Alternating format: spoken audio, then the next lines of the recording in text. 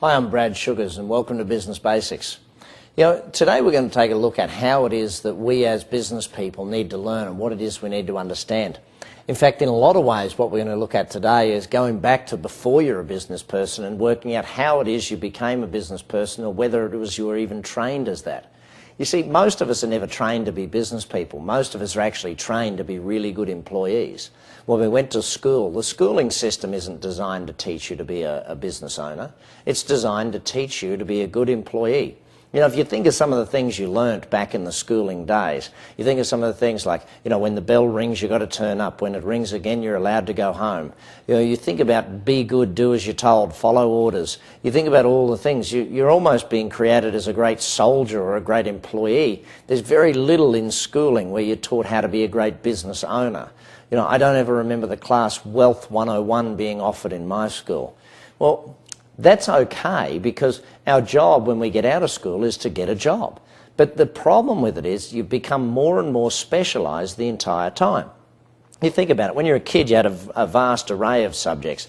As you got older and older, that array of subjects got smaller and smaller and smaller until you went to college or university, and all of a sudden you're now sitting there doing only one or two subjects or one or two strands, or getting more and more specialised, and then people get out into work and become more specialised again. It's one of those things that the problem with being a specialist is you do yourself out of a job ultimately. See, think about it. Imagine if you were the world's best carburetor manufacturer. Well, once we got electronic fuel injection, you're out of a job. If you were the world's best vinyl records manufacturer, again, out of a job. The point here is very, very simple. A specialist becomes a great employee. You can become a great employee as a specialist. The challenge with being such a great specialist when we get to be a business owner is that it traps you. Let's imagine that you became, let's say it's the world's best plastic surgeon at doing nose jobs. You were in rhinoplasty heaven. You were the best nose job doctor on the planet. Now, here's the challenge with that as a business. Yes, you might make good money out of it, but if you don't show up, you don't make a dime. That to me is not a business by my definition of an enterprise that runs without you.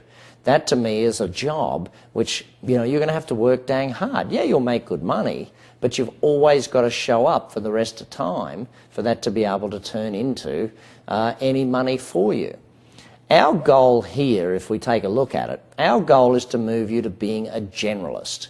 Now, what is a generalist?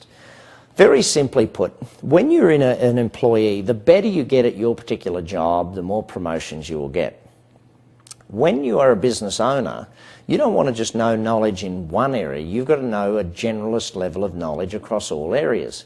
As a generalist, your job, and by the way, it's kind of interesting that it's at a general level that we're talking about here, the leadership level. See, you went to school to learn how to be a good employee or to be a good soldier or that level of thinking.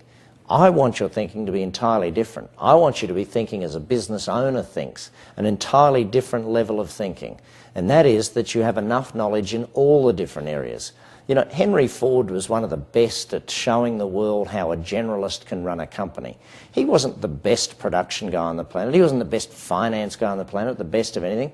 What he was the best generalist. He knew enough about enough areas to be able to make sure that his people did a great job, to make sure that the people he employed did what they need to do. Oftentimes when we look at becoming a generalist rather than a specialist, people get a little bit scared. Why? Well, let's go back to, I remember as a kid being, put it simply, if someone had more than a few jobs on their resume, you thought there was something wrong.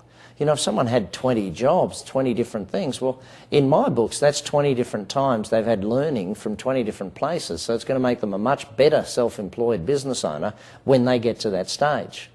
The aim of being a generalist is to learn all of the generalised principles. Now, what do we mean by that? Well, a generalised principle, in essence, is something that's true in all cases. For example, gravity. Gravity's always going to be there.